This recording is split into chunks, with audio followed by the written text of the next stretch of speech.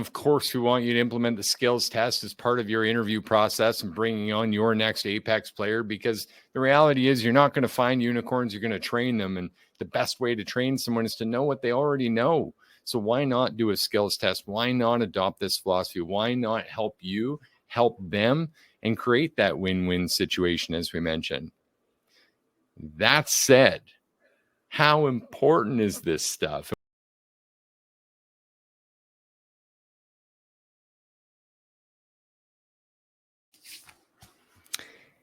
Hello, and welcome back to another episode of Electricpreneur Secrets, the premium service electricians podcast, where me and my partner Joseph show up 5 days a week to help you master sales, simplify pricing, and deliver premium level electrical service. Joseph, how are you doing today, brother?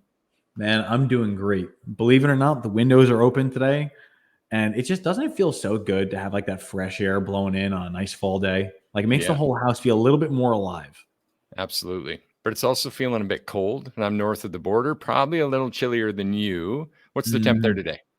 65. It's been the warmest it's been all week. Oh, wow. We actually did set some records here, and I don't actually know the temp, but I do see blue skies and sunshine. So I don't know. Maybe I should get out, make use of myself, mow the lawn or something.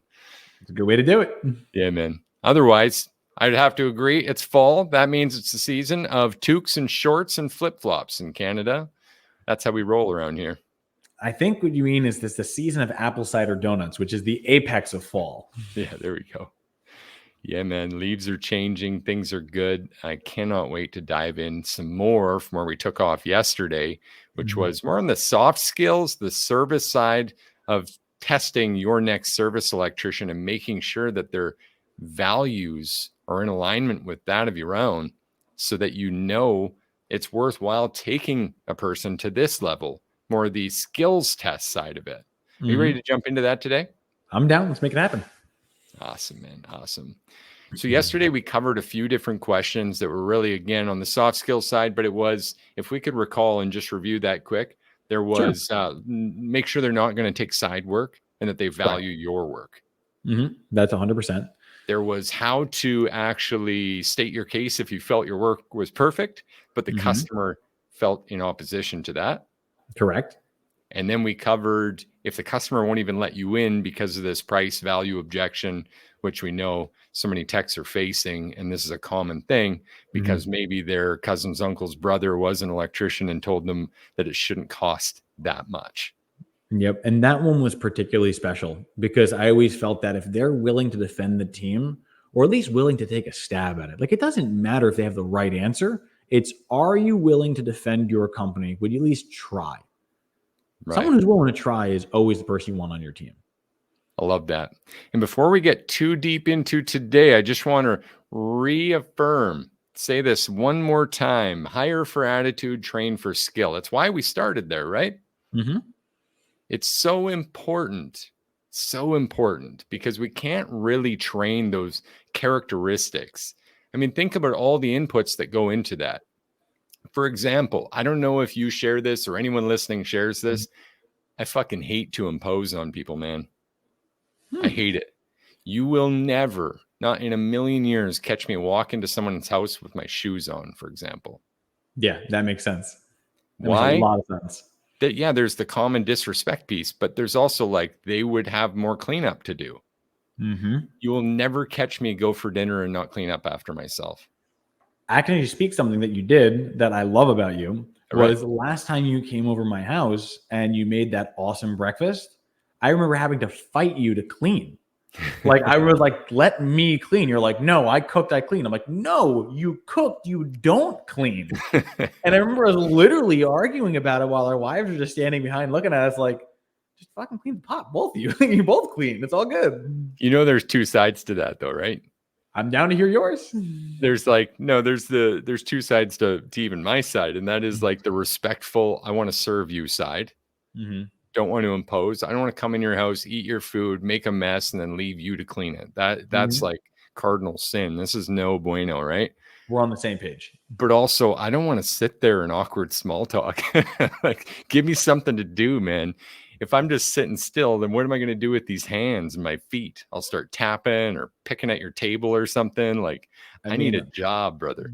you don't see me stimming like 24/7. So like, hey, if you got things to do with your hands, they'll just do it on their own. You know what I mean? It's all good. Absolutely. So, bit of a tangent, a little insight to what it's like inside of our heads and inside of our homes when we get together, I guess. Mhm. But here's the thing, you can't teach that. Guys, I can't expect you to hire the best electrician in the world with no manners and have him termed out with the knife on the right side of the plate and the fork on the other and the salad fork in the right position and no hat at the table and not wearing shoes in the house, using the floor protectors. These are all the things that are really difficult to train someone with no or little respect, Mhm. with no or little values alignment with you. If they don't care about people, they don't care about people. If they're self-centered, they're self-centered. How do you fix that? Realistically, you don't, but they can. The only way that you can fix it is through the constant exposure to the right path. Like, you'll never be able to argue someone to doing something that you want, but you can love them enough to do something. You can show them through, hey, this is how I conduct myself. And through that, this is an example that you can mirror. If I can go a little bit further with that, like for those of us that may not have had some of the best families or some of the best role models to go off of, it's hard for that person to grow into a person that society would recognize as a good person. But when they get introduced to other people like how you and I have, where they're like, you know what, this is what we're doing, this is why we're doing, and this is who we can mirror, that's where really the growth happens. So in short, we don't change them. We can only expose them to what the benefits of change is. I love that. I love that. And so stacking the cards, really the apex of what you could find would be someone with that level of respect, that level of care for others, that level of caution to ever imposing or disrespecting or taking away from someone, right? Even the time and effort and sacrifice pieces that are so huge to the value formula. If they have this piece just built in, okay, you're steps ahead. Now, getting to the skills piece, if they have the skills too to pay the bills and that level of respect, the level of values alignment, now we're talking about an apex player. So I let's dive completely into agree. the skills aspect. Sure. Let's That's talk about good. ways to get that out and get that out of the way so you at least know what you're working with in the field. Pretty Okay. important still, isn't it? It is. I'd be happy to dive into it. All right. So, first thing that you want to look at, and I'm going to go via levels of intention, right? Okay. Because I'm sure you've dealt with it before when you're working on projects, how someone would say, I've had this many years experience, and then you put them on it and they don't know what they're doing. Yeah. And it's frustrating for them. It's frustrating for you. It's frustrating for the team because now you're all like, well, what do we do with this person now? So personally, I'd rather know where they're at the beginning and slowly build up and test their knowledge as it goes. So the first thing is, what would an apprentice need to know? Basic level. What do they need to know? They're really just an extra set of hands and a pair of ears that are meant to learn. So what would you have them get? Usually it's, can you get this from the van? Can you get this material? Can you get this tool? Yeah. And as you're showing them these things. So the first thing that I recommend doing is going to your supply house and getting a material catalog. Then what you have is you've got a list of all the common use parts that you would use. Most often when you get them from the supply house, they don't have names next to them. They have the model numbers. So what you can do is you can literally say, okay, point to a BX connector. There's the page, like point to a BX connector. If they don't know what a BX connector is, what does that show that they have lack of experience in? Yeah. Well, materials for one, BX for two. Well, yeah, well, it means they may not be having a lot of commercial facility experience. Like if you're not working, if you're working with armored cable, reverse question might make a little more sense. Yep. If I ask someone for a Romex connector and they've never worked with Romex, that would imply that they're primarily commercial. Yep. So it's like, hey, okay, you know your strut, you know your conduit, you know okay, you're a commercial guy. Great. If I can point out explosion-proof fittings, you're an industrial person. Fine. So at the very least, it's, can you detect certain objects and certain tools? This actually saves you in a big way because have you ever heard, well, I call it something different? Yeah. We're not calling it by names. Here's a picture. Like, what is this thing? If they don't know the material name, you can even ask, if I wanted to do this, what would I need to grab? Great question. Yeah. So that at least is the base level. If they can answer that, they at least have capability of being a gainful apprentice. Make sense? Agreed. 100%. Great, like baseline test here just to Okay. see where they're at. And many times I wish that test would have happened at the hiring realm, because you get people out who have inflated resumes, inflated egos, worse, and it's actually pitiful to watch happen in the field. I've noticed over the years, because what Mhm. happens next is a massive puncture in the ego, and sometimes that leads to people leaving when you never even got to see their work, or if they were able to do or contribute in any way. And it's all just ego driven. It's a bit of a Yeah, mess. it is. And the thing is, I'm never going to fault someone for not knowing something, but I will if they act like they do and they don't. Yeah. Like, if you don't know it, that's fine. I'd rather set the bar where you're at. That way I know what to expect, because I don't want to hire you at $30 an hour when you say you're a journey person and you've been doing this for 7 years. And I ask you for a bandsaw and you come back with a circular saw. Like, Mhm. it shouldn't be the same. It's like, what I need this, you should know the difference. Definitely. And there's two other little pieces there that kind of go back to the values again, but it's that integrity and the accountability. And if Will they tell anyone's you the willing to truth? lie to cover their tracks, that's a break in integrity, right? Mhm. And for us, we've literally stopped working with people for that reason. You Damn could right. be the best electrician, you could be the best salesperson, you could promise to bring in $1 million a year, but if you don't have integrity, you don't fit here. Mhm. And the So, accountability kind of ties right into that, with being able to accept that you made a mistake, admit that you made a mistake, and be able and willing to wrong or right the wrong, rather. I That makes love that. sense? It does. Yeah. I would rather someone that's able to say, yeah, no, I didn't do this, or yeah, no, I don't know this. Yeah. And then you can at least have them prove themselves. Yeah, I may not know this, but let me do this and I can show you. Fair enough. So the next thing is show me. I like that. So the second stage would then be, you have a typical picture of a job that you most commonly do. So it could Mhm. be a generator, it could be an outside service, but let's say take a service for an example. Residential exterior service. You have a picture of your meter, your riser, your weather head, the drip line that goes across, like all these things. Literally just go to the technician you're trying to put on, turn the paper around and point to things. Say, what is this? Now, the thing is that they knew what material was, but now seeing it all assembled, it becomes a little bit different. So they may say, like, okay, I'm going to point to the meter. Be like, what is this? It's a meter. You can Mhm. go further and be like, okay, well, what amperage would you say this might be? Okay, if they know it's a 200 amp, does that, just by look, that shows that they have some experience, because a 100 amp and a 200 amp looks different just based on size. Right. The meter itself could look different. The next is, I would say, go to the wire that's going from your meter to your panel. Granted, I wouldn't say that directly to them, but I'd say, where do you think this is going? Where's the next most likely place this would go?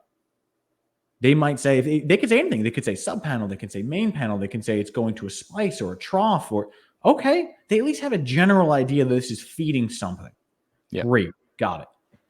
Then pointing at things like the overhead mast. Be like, okay, what is this material called?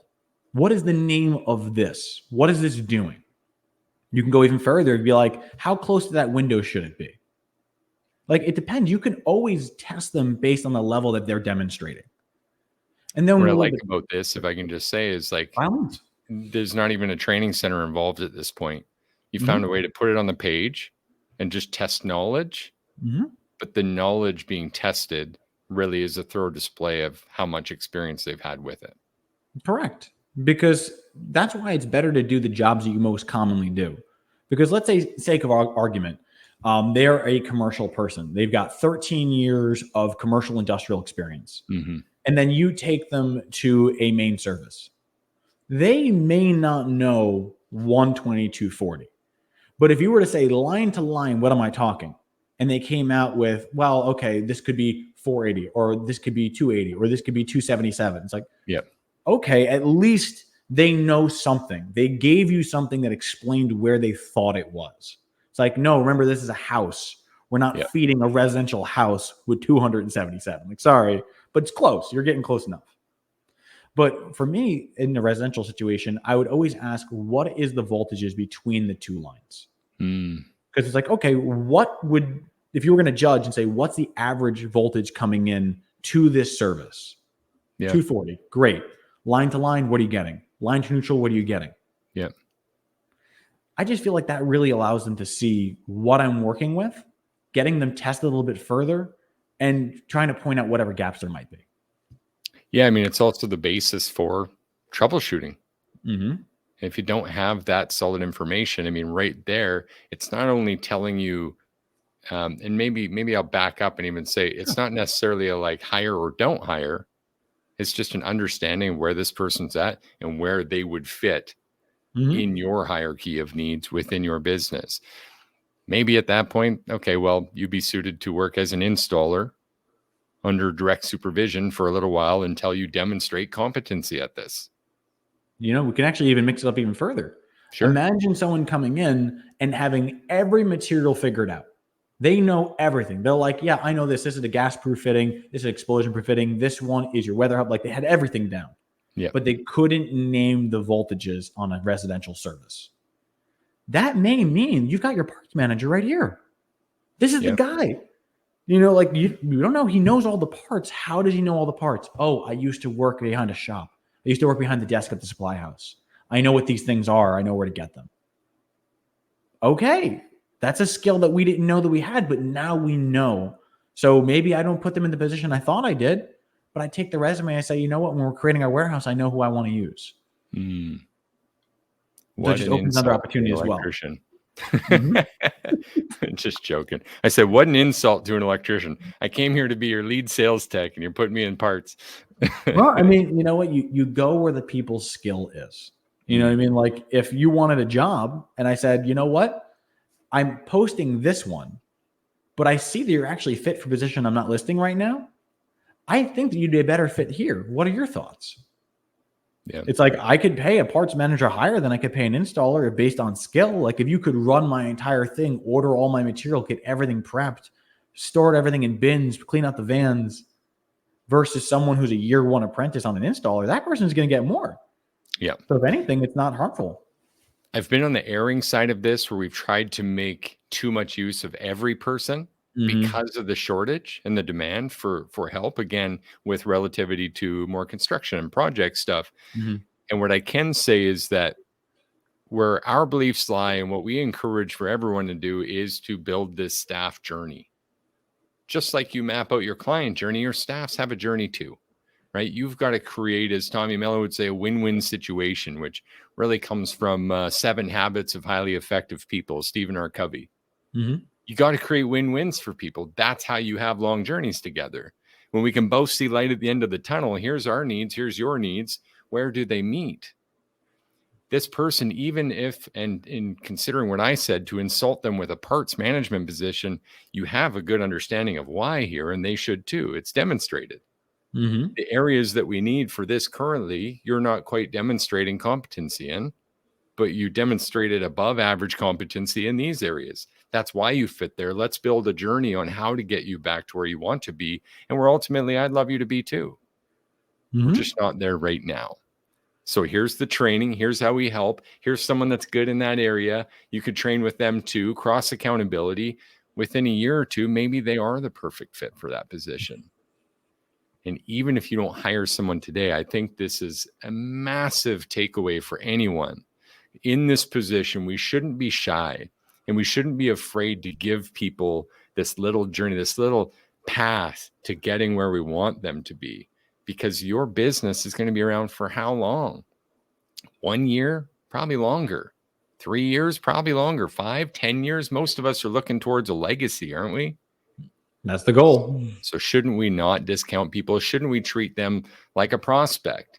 Hey, I'll do business with you today, tomorrow, or 3 years from now. I don't mind. I'll take care of you, check in on you every once in a while until you're ready and I'm ready to have that perfect equation where we can work together.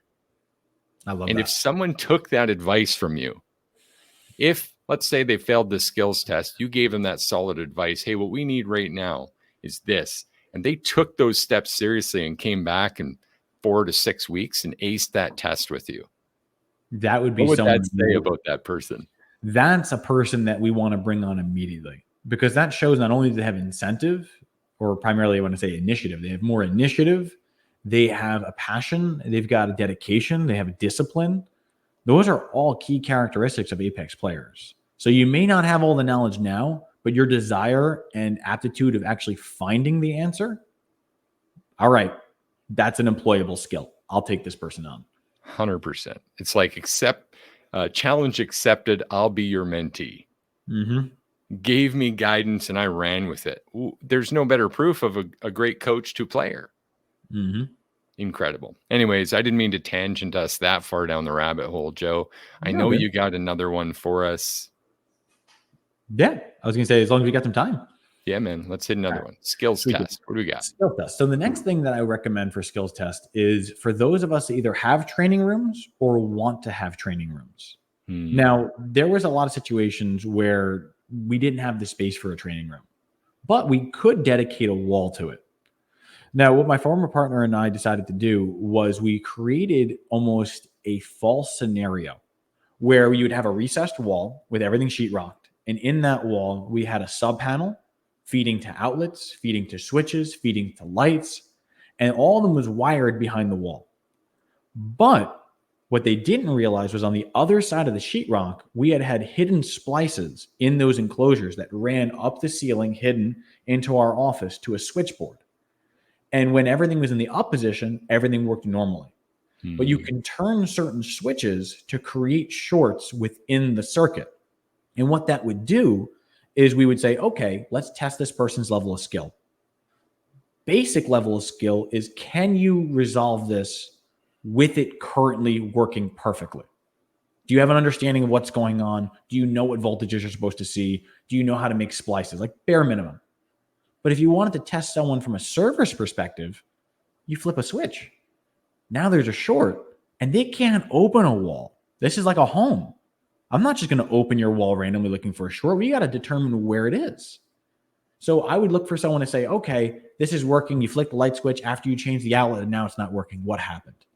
It was working fine before. Now it's not. Oh, I found out that there is a hot to ground short from the load line that goes from the top of the GFI to its next point. Line voltage is correct. We have a fault here. It's good here. This is where we need to isolate. Now you can have practical training for something that's in a controlled environment. Great little arena. I love that one. And what if you didn't have the shop, Joe? What would you do then? So we can get a little more creative, because let's say you don't have a shop. You could theoretically use plywood. Literally just get almost like an easel situation, right? So you can have on one side your 1/4 inch or your 1/2 inch plywood, or 1/4 inch or 1/2 inch sheetrock. You can have recessed outlets cut into it, maybe even on a rolling dolly. And then on the other side, you can have it plug into an outlet. And now you're feeding a circuit, and you can definitely judge the circuit's capabilities off of it. So, okay, can you show me how to cut on a recessed box? Anyone sure can find a piece of sheetrock. Can you do it making it even and level? Can you show me how you change out a nail-on box that's too close to the beam without widening the sheetrock, now opening it up? These are all practical skills that a service tech would need to know. So high budget, I mean, we were in high budget, but high quote unquote budget, create one wall in your office. If you don't have an office or you don't have that kind of budget, no shame. Get one board of sheetrock, one board of plywood, and create your own scenario. All you need is an extension cord and maybe $100 in material. You'll be good to go. Nice touch. I think it's worthwhile personally. Let me ask you one more question before we create some action items for our folks here today. Did you ever test on code or find value in that? No, I personally did not. And the reason being is I'm a little weird when it comes to the code. I believe in following what the customer needs in their particular situation, rather than blindly adhering to something that may not. So, like as an example, let me give you something that is relevant, right? So let's say you're in a situation where the customer has a sub pump, right? They're in a constant flood zone. This thing is constantly firing off. And then we were to go in and code would say any wet location now requires a GFI. And I'm not faulting it. It says it needs it, right? But what will the customer say when that GFI trips, even for the right reason, and now their basement floods, or now their finished office floods, or now their other room floods? Well, they're not calling NEC Code Council. They're calling you. They're calling me.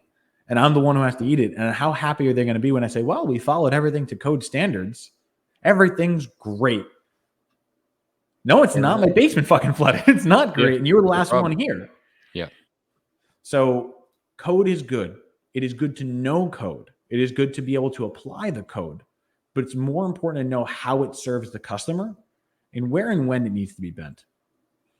Love it, man. Love it. Of course, you guys can get all this and more on the value piece that we're building right now as we speak. It's almost done. I was sharing that in the content, but hands are already going up for hiring secrets. Finally, a guide for electricians to hire with all this and more. Of course, Joe, we got a couple of action items today. Do you have anything in mind you want to give out today? You know what? I was going to say, I can definitely think for a basic action and an all-star. Do you have a preference on what you want? Otherwise, I can take them. Grab the basic and I'll follow you up. All right, awesome. So the basic action is this. We've already told you the different levels that you can take to hire someone, right? Whether it's going through and having the manual, whether you're having the training facility set up, whether you're having the service pictures. You don't have to be great.